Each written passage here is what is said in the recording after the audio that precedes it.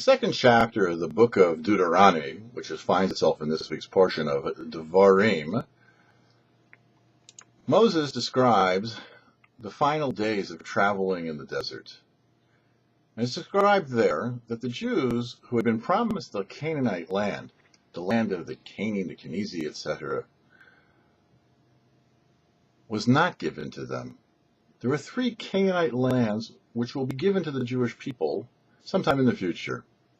They are referred to in this week's portion as the land of Edom, Ammon, and Moab.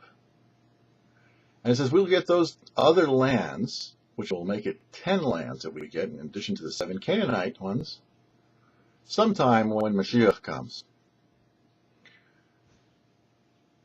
A traditional theme, which we've discussed many times, is that all of the characters mentioned in the Bible allude to character traits within us.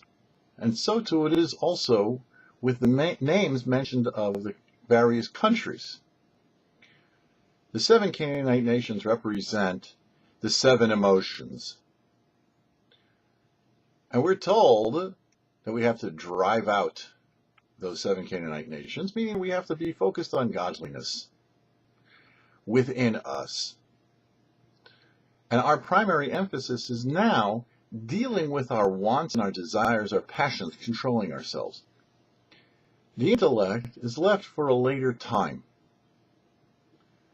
which the last 3 correspond to wisdom, understanding, and knowledge, the Chabad of the nations of the world.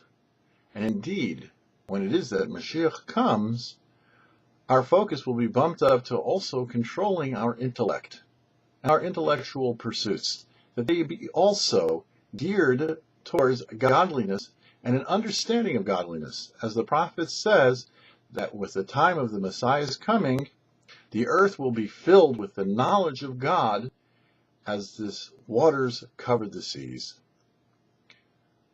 For the YouParsha, I'm Herschel Finman.